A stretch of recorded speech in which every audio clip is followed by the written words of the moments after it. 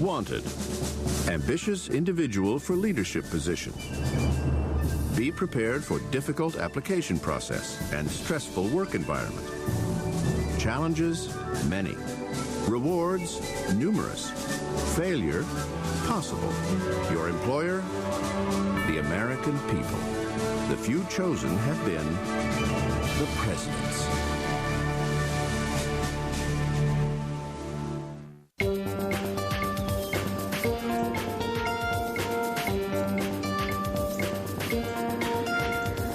By the middle of the 19th century, it was apparent to many in Washington that America's founding fathers had left a legacy with two loopholes. A loose republic of states, perhaps divisible, with liberty and justice for some.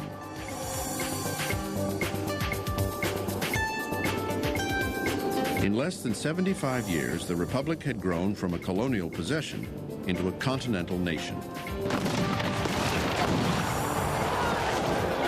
Territory gained after the Mexican War stretched the country from sea to shining sea. Yet this new land threatened to divide the nation. Most republics throughout the course of history had not survived. The Americans of the first half of the 19th century were uncertain whether their republic would survive a serious crisis, or would it break apart? Tensions were rising between the North and the South. Each wanted to settle the West in its own distinct image.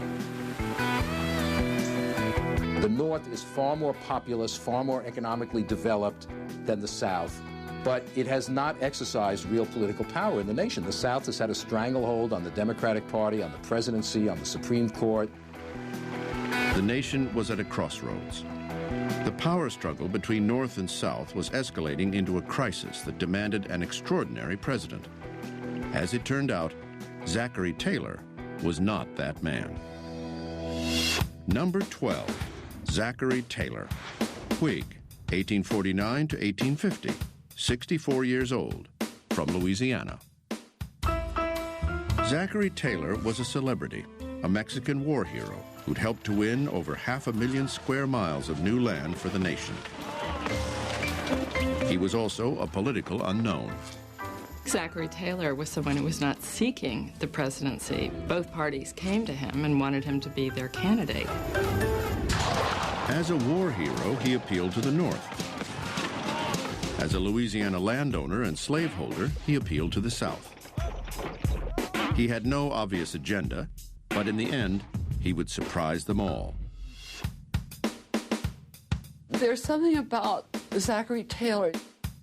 If I had to pick out a prototypical pre-Civil War American, I certainly would pick Old Rough and Ready. Taylor's nom de guerre, Old Rough and Ready, was as much a tribute to his fighting spirit as it was for his slovenly appearance.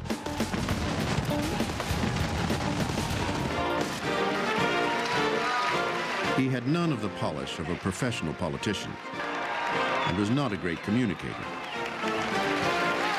Taylor had never registered to vote and didn't even vote in his own election.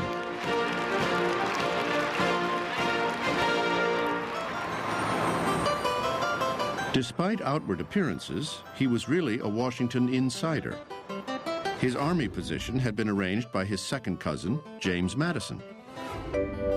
Robert E. Lee was his fourth cousin once removed, and Jefferson Davis had been his son-in-law.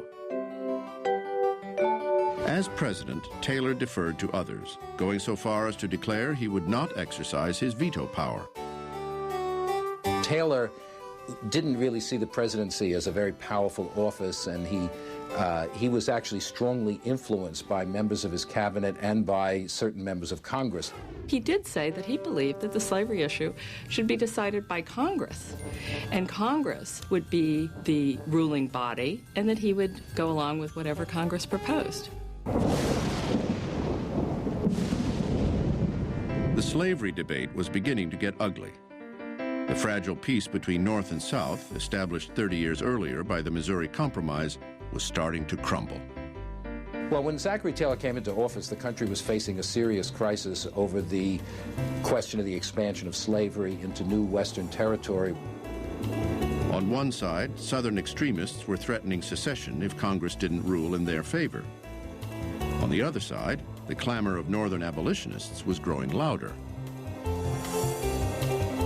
In response, Senator Henry Clay created the Compromise of 1850, a bundle of bills designed to link the admission of California as a free state with some slavery measures favorable to the South. So this was a kind of package that Clay put before the Congress, giving some concessions to the slave states and some concessions to the free states, which he hoped would go through and satisfy everybody.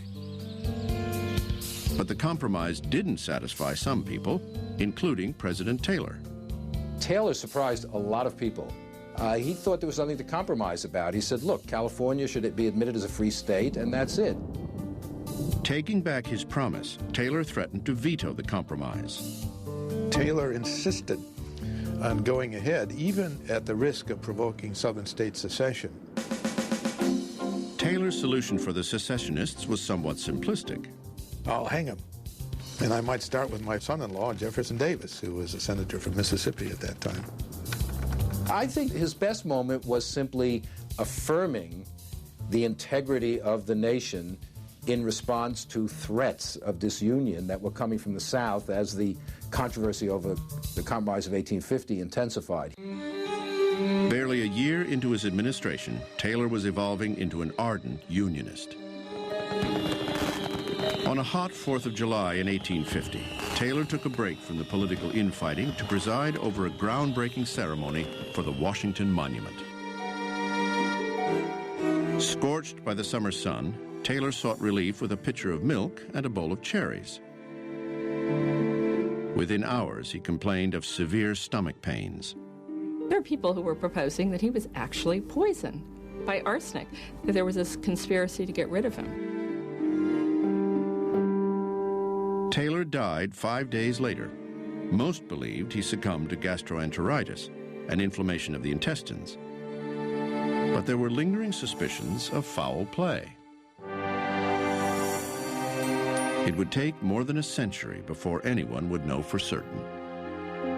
In 1991, an historian convinced Taylor's descendants to allow his body to be exhumed. Forensic analysis revealed no signs of foul play.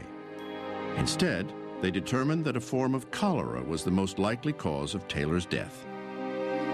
As far as I'm concerned, he definitively was not poisoned with arson.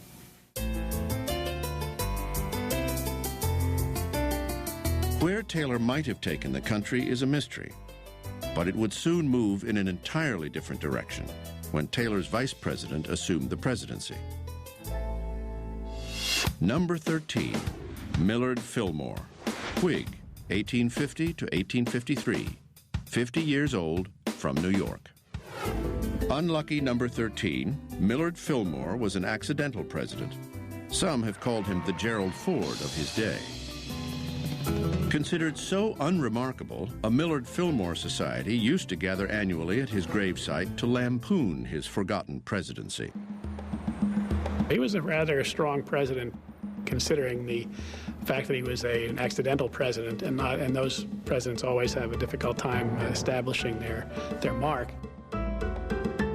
Millard Fillmore hadn't even met Zachary Taylor until after they were elected.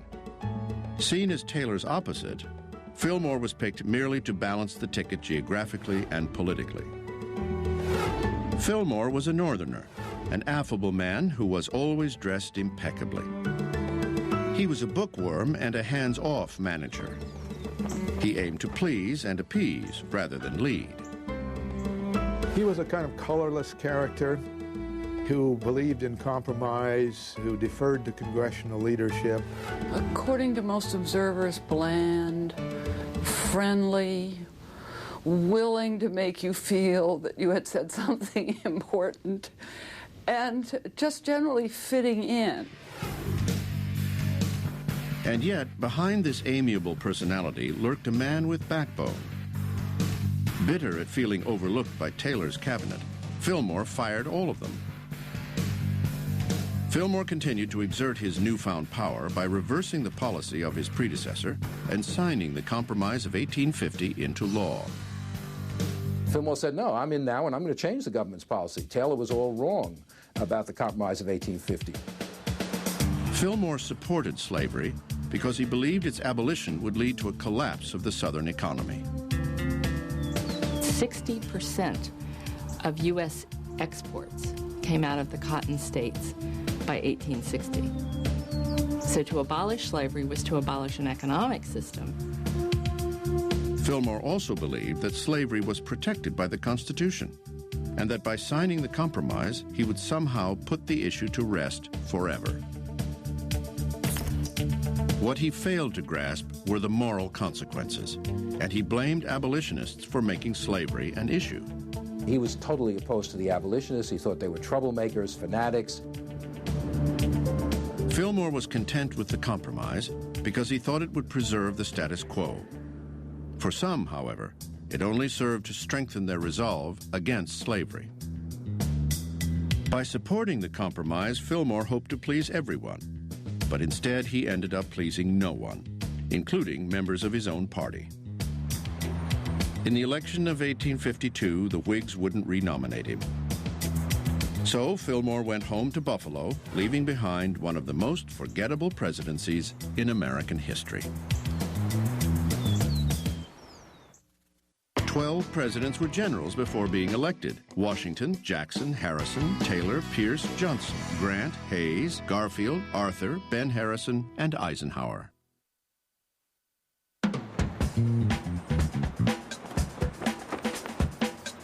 It was 1852, and the tenuous strands of the Compromise of 1850 were barely holding the nation together. Franklin Pierce appeared to be the perfect feel-good candidate. He was a Northern Democrat with strong ties to the South. Voters in both regions thought Pierce would bring balance and peace to the nation. He was known by everybody. Everybody knew him. Everybody liked him. That's how he got nominated to begin with. There wasn't anybody who didn't like him. Number 14, Franklin Pierce, Democrat, 1853 to 1857, 48 years old, from New Hampshire. Franklin Pierce was practically handed the presidency because he was offensive to no one. He would leave office reviled by all. Pierce had terrible timing throughout his life. Even his timing of when he got elected president was poor. Everybody called him Handsome Frank. The word that was used often in describing was elegant. Extremely outgoing, very charismatic. Even people who didn't like him felt he was a wonderfully charming, interesting person. Pierce was well known as a man about town, a social and political butterfly of sorts with a penchant for drinking, often to excess. Being involved in politics meant being in taverns, meant slapping people on the back, buying them a drink, and the drinking culture in America at this time was enormous. I mean, one scholar called it the alcoholic republic. Whether he was an alcoholic is hard to judge today, but he probably was. There were times in his life, however, when he did not drink and when alcohol did not seem to play an important role in his life, and that includes the time he was president. By all accounts, Pierce managed to stay sober during his presidency. But some believe he was not emotionally stable because of a terrible personal tragedy he suffered just weeks after his election. Pierce, his wife Jane, and their son Benny were in a train wreck. Pierce and his wife were unscathed, but their 11-year-old son was killed. The top of his head had literally been taken off. Right in front of his parents, Franklin Pierce grabbed his cloak and threw it over Benny's body, hoping that Jane wouldn't see it, but she did, of course, and that was a terrible tragedy to them. Pierce and his wife had already lost 2 other children to disease. Benny was their last surviving child. To have your remaining son, the light of your life, Benny, killed in front of your eyes in a train accident, who could imagine the horror that that would instill in anyone?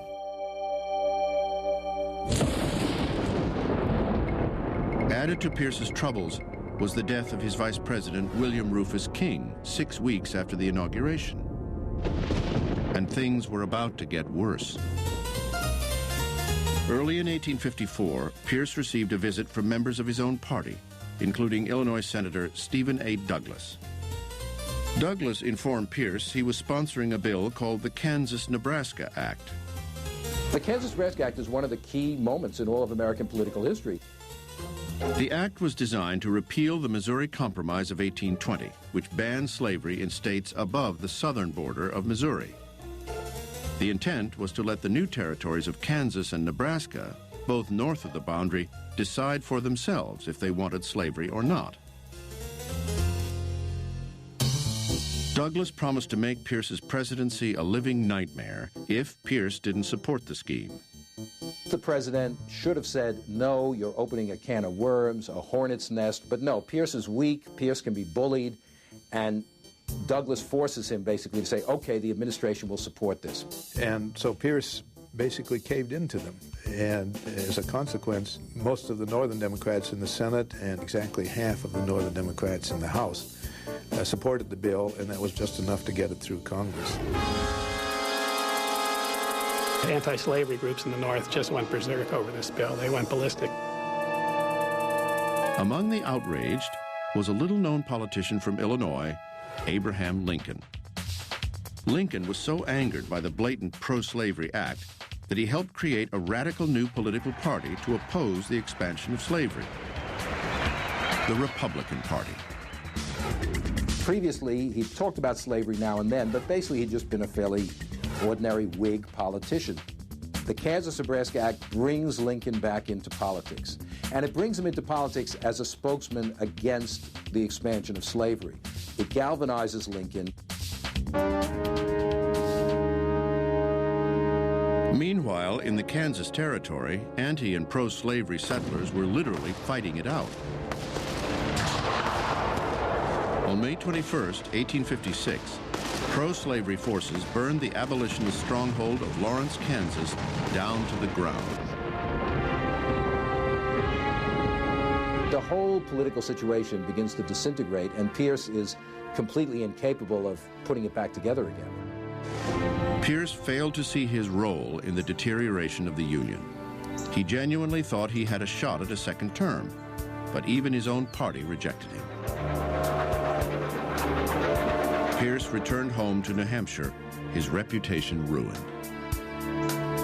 Several years later, after his wife Jane died, he returned to heavy drinking and lived his remaining years as a recluse, perhaps the saddest legacy of any president. Presidents are, what can I say, they're victims of whatever happens both during and after their terms. So I think Pierce's reputation will not recuperate anytime soon. But as tragic as Pierce's presidency had been, it would pale in comparison to his successors. Number 15, James Buchanan, Democrat, 1857 to 1861, 65 years old, from Pennsylvania. James Buchanan is often ranked at or near the bottom in these polls to determine the best and the worst of the American presidents. I think the reason that he's often rated near or at the bottom is because actions that he took during his presidency probably hastened the coming of the Civil War. He did fail, but I think he failed with integrity, and I think he needs to be given credit for at least trying. I think that he should be maligned, but we've got to get it right. Really, what he deserves his last place rating for is near treason. James Buchanan was one of the most politically accomplished presidents America has ever had. He had been a congressman, foreign minister, senator, and secretary of state. What he'd achieved in life was due to hard work and a fastidious nature. He would stay up late at night to attend to the smallest of details. Buchanan was different in another way. He never married and is often referred to as America's only bachelor president. There are folks in the United States who say that James Buchanan is our first homosexual president. The allegation arose from the intimate friendship he had shared with Franklin Pierce's vice president, William Rufus King, a man he had lived with for 16 years. There really is not a lot of hard evidence. There are 3 or 4 mentions at the time of Buchanan and his wife, or Aunt Nancy. These 2 men are Aunt Nancys. Now, King was part of this circle of dandies, they called them, and there certainly was some sense in this group of men that they were having homosexual relations. It's very hard to make any kind of determination about something like that, even about someone living today, let alone someone living in the 1850s. Buchanan had his charming niece, Harriet Lane, serve as his White House hostess. Since Harriet wasn't Buchanan's wife, she was called the First Lady, a term coined to describe her role. While Harriet presided over social life at the White House, Buchanan presided over a house rapidly dividing.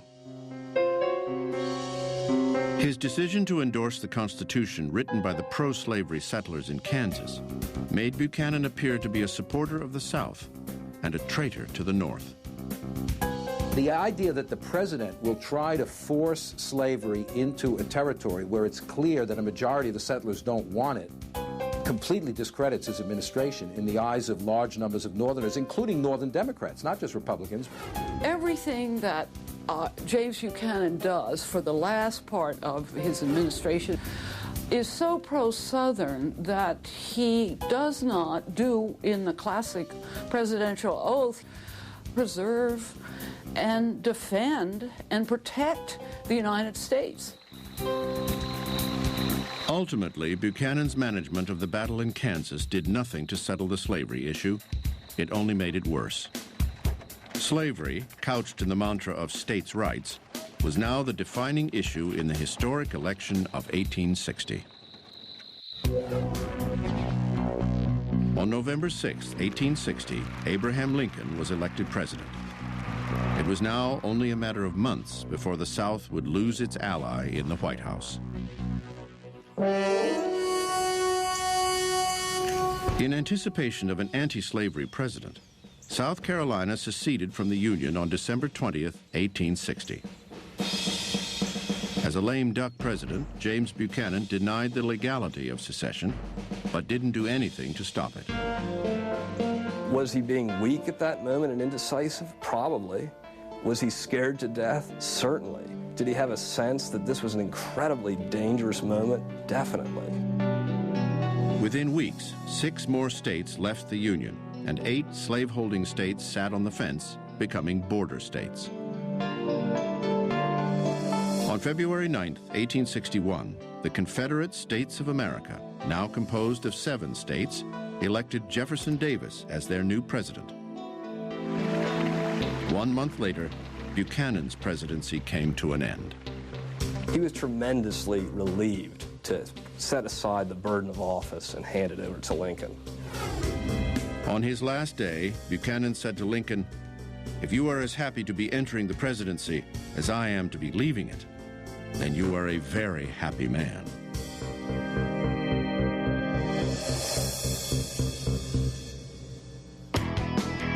Unknown to America at the time, James Buchanan had quietly purchased several slaves and sent them north, granting them their freedom.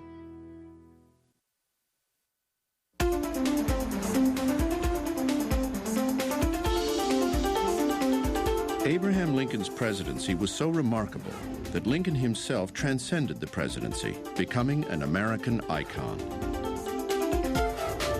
Today, Lincoln is seen as a marble figure, a martyr, a phenomenon.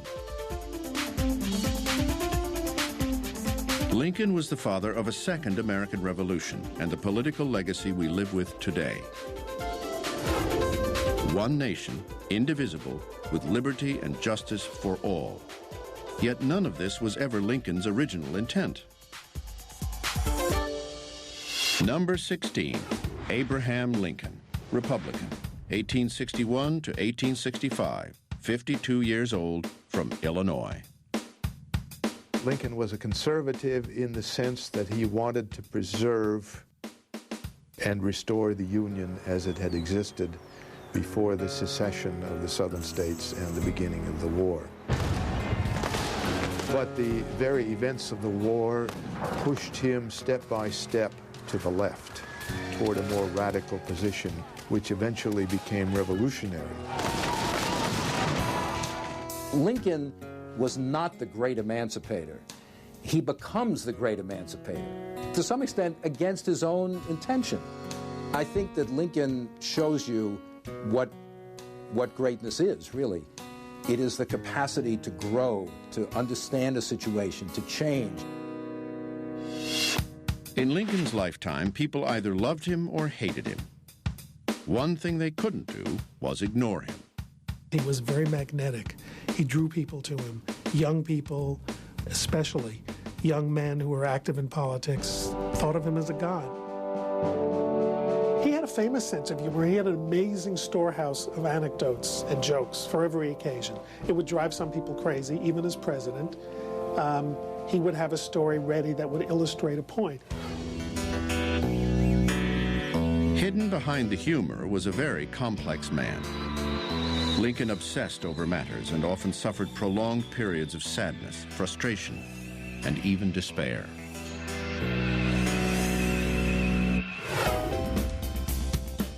Campaign literature called him Honest Abe, banking on his compulsion for seeking the truth.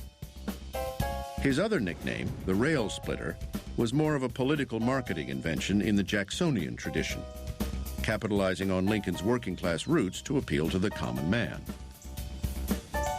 Lincoln was very much a politician. He loved the game of politics. He played it very well. He was an extraordinarily ambitious man, like so many politicians who rise to the top are. From childhood, Lincoln was driven to make something of his life, to climb up out of poverty. He worked hard and relied on his wits, as he had not been blessed with good looks. In the South, they attacked him as a scoundrelly-looking wretch, the cross between a nutmeg dealer and a horse swapper, whatever that means. Lincoln turned his appearance into a positive by disarming people with self-deprecating humor. Once, after being called two-faced, he said, "If I were two-faced, would I be wearing this one?" Lincoln was his own best spinmeister. Once elected president, Lincoln chose a cabinet of intellectual equals, just as John F. Kennedy did a century later. In Lincoln's case, 4 of his secretaries had been his political rivals. He was a judicious delegator of authority, but he always reserved the ultimate decision for himself. Lincoln's election had been a political disaster for the Southern slave power, but his initial intention was just to halt the expansion of slavery into the Western territories. He said, if I could save the Union without freeing a single slave, I would do that. If I could save it by freeing some and leaving others in bondage, I would do that too. He never had anything but moral outrage about it. But he, like most anti-slavery men, felt that the way to kill it, the way to destroy the institution, was to contain it and let it suffocate from within.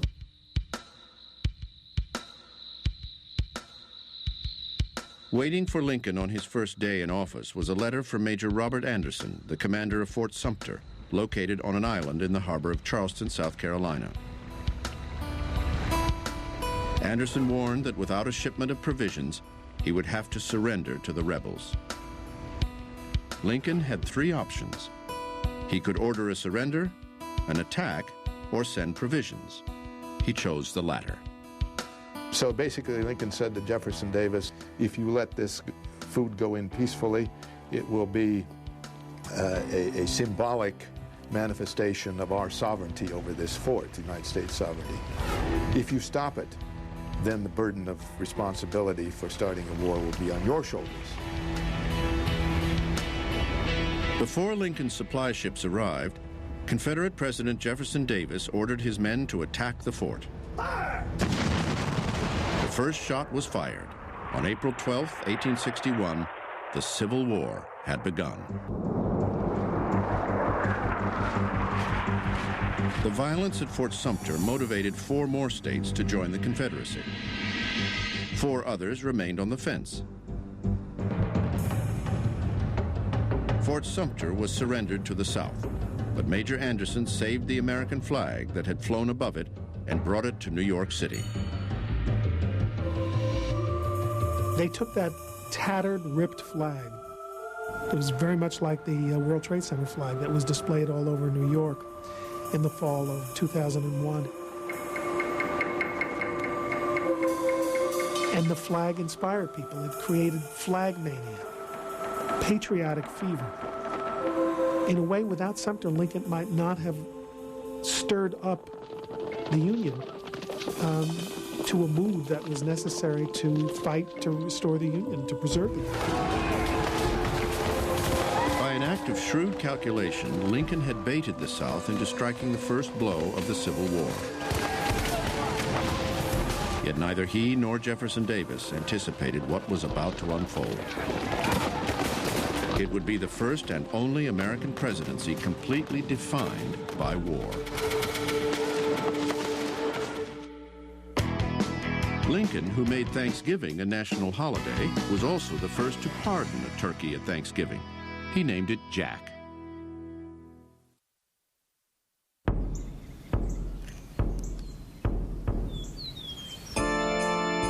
In the spring of 1861, Abraham Lincoln became commander-in-chief at the helm of the military effort to save the Union. Possessing no military expertise and humbled at the prospect of making life and death decisions, Lincoln gave himself a crash course on military strategy. Lincoln did what any intelligent person would do. He went to the Library of Congress and took out books on military strategy and military administration and taught himself. Lincoln also became personally fascinated with the technology of modern warfare. Within a year, he was well-versed in military tactics and strategy.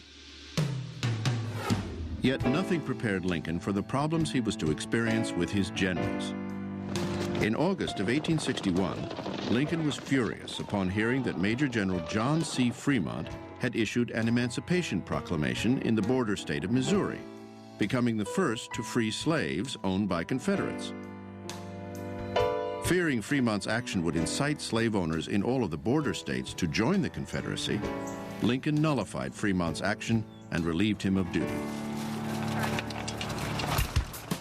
In February 1862, Lincoln's war effort was suddenly rocked by personal tragedy.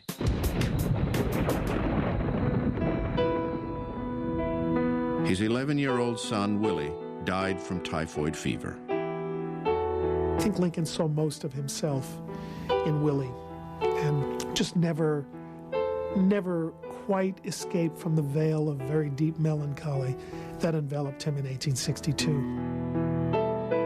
In an effort to properly mourn their son's death, the Lincolns decided to temporarily leave the White House and move to the Soldiers' Home, an asylum for wounded soldiers in Northwest Washington. Finding themselves at peace there among the soldiers, the Lincolns adopted the home as their summer residence, turning Lincoln into a commuter for 1/4 of his presidency. From then on, the war consumed Lincoln. He worked night and day, 7 days a week, 18 or more hours a day. He was so anxious to stay on top of the latest war news, he would sometimes stay late or even all night at the U.S. Telegraph Office. In April 1862, exactly a year after Fort Sumter, the Union Army won a major, critically important victory at the Battle of Shiloh. But it came at a horrendous cost. Nearly 24,000 men were killed, wounded, or missing after the battle. Carnage triggered a turning point when Lincoln and others realized they were going to have to wage a total war. He privately recognized the need to refocus the purpose of the war from merely preserving the Union to addressing the greater moral issue of slavery. In July of 1862, Lincoln confided to his cabinet that he was prepared to surpass the legal powers of the presidency and exploit his unique wartime power as commander-in-chief. He announced his intention to abolish slavery in the rebellious states, not only to undermine the Confederacy's economic strength, but to end slavery in America forever. On September 22, 1862, Abraham Lincoln issued his Emancipation Proclamation to the public. This war, which began as a conservative effort to restore the status quo antebellum, evolved into a revolutionary war to destroy the old South and its social and economic system. That's the transformative moment in American history. That's the second Declaration of Independence. That's the moment when Lincoln reaches the level of the Founding Fathers, where he fulfills the promise of the Declaration that had been so long denied to so many millions of individuals who had been denied freedom.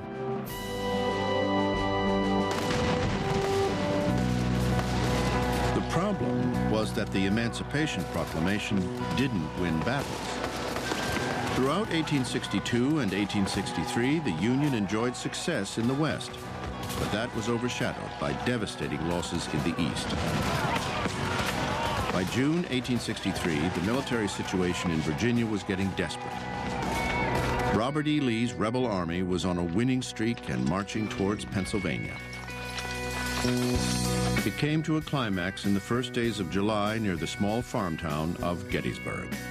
The battle was supposed to be the mother of all battles. It was supposed to end the Civil War. 3 horrifying days of massacre ensued. The battleground was soaked in blood.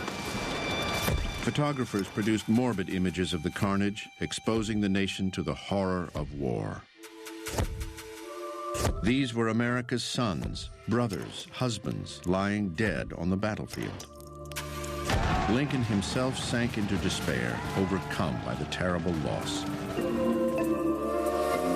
In November, Lincoln traveled to Gettysburg to help commemorate the battlefield as a national military cemetery.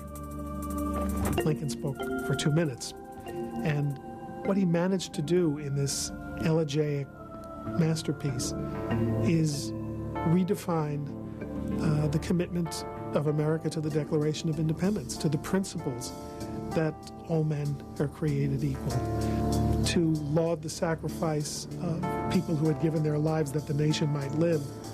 He believed that America was fighting not just for the promise of today, but what he called a vast future also, that all should have an equal chance and an unfettered start in the race of life, as he put it. As inspiring as Lincoln's Gettysburg Address had been, Americans were weary of the bloodshed. By 1864, most wanted to see an end to the war. That year, Lincoln ran for re-election against one of his former generals, George B. McClellan, who ran on a platform that promised to negotiate an end to the war if he were elected. It would be a contentious election that would test the resolve of a nation and its president. 9 presidents did not attend college: Washington, Jackson, Van Buren, Taylor, Fillmore, Lincoln, Andrew Johnson, Cleveland, and Truman.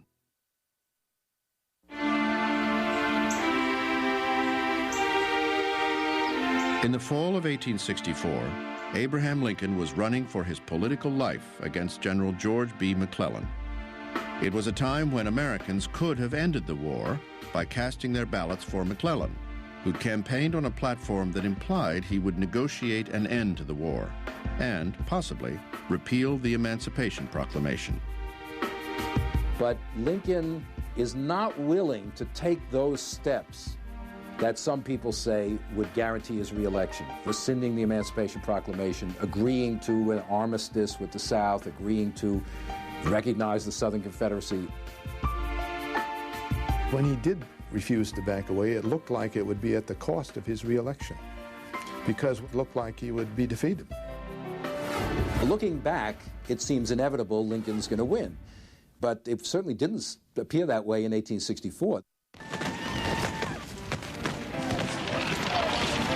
months before the election, the tide turned for Lincoln. General William Tecumseh Sherman had burned Atlanta and would, 10 weeks later, begin his infamous march to the sea. Suddenly, the Union Army had momentum, and so did Lincoln. Even though America was engaged in a terrible, bloody war, so many casualties, just unimaginable bloodshed and devastation, he still won 56% of the vote in the loyal states in 1864. That in itself is an extraordinary testament to people's faith in Lincoln. It was a bittersweet victory. The misery of the war had taken its toll on Lincoln, emotionally and physically. It's hard to find an American president who aged more than Abraham Lincoln did in 3.5 years. I think what you see in his face is knowing that he bore some of the responsibility for this whole disaster.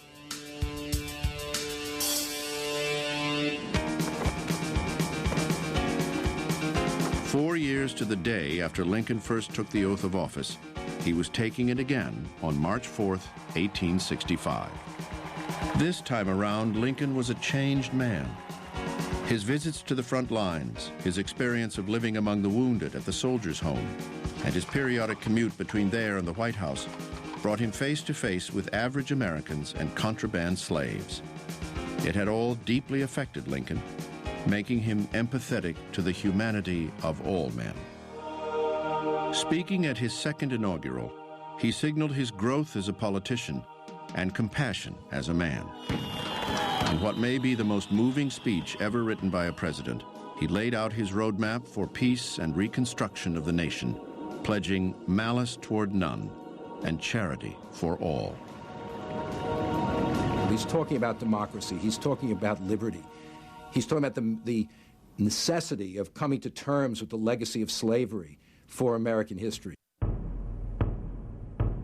On April 9th, 1865, just weeks after Lincoln's inauguration, Robert E. Lee surrendered his Confederate Army of Northern Virginia to Ulysses S. Grant. The war was nearly over. Soon after, in what would be his last speech, Lincoln showed no signs of vindictiveness. Echoing the same themes from his inaugural address, he called upon the nation to heal itself. He spoke about giving favorable terms to the South, and for the first time in public, about granting the black man the right to vote. It would be very easy for Lincoln to say at the end of the war, when Union victory is completely guaranteed, God's on our side. This is what presidents nowadays say. They know what God believes. They got a direct pipeline. Lincoln doesn't do that. Lincoln says we don't know what God's will is, so we've got to rely on our own judgment.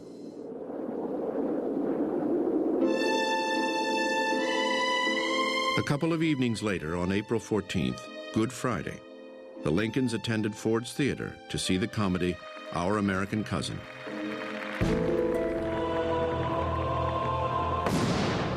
It was Lincoln's last night on Earth.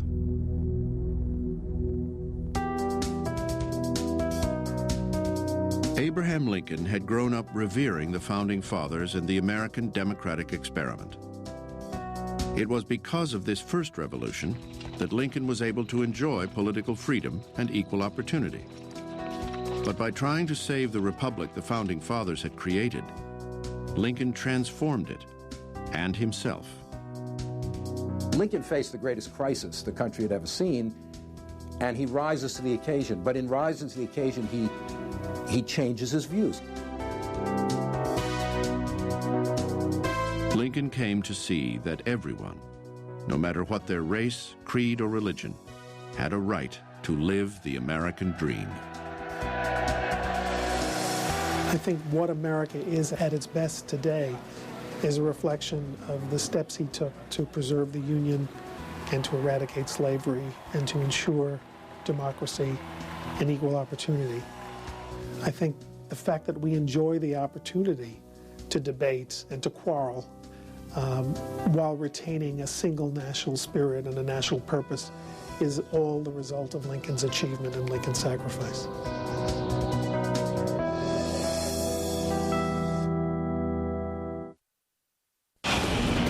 This is Mother Nature out of control.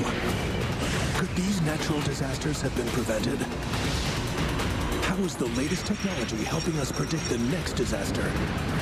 And how can history teach us to prepare for next Nature's Fury Week? Begins tonight at 8 on the History Channel.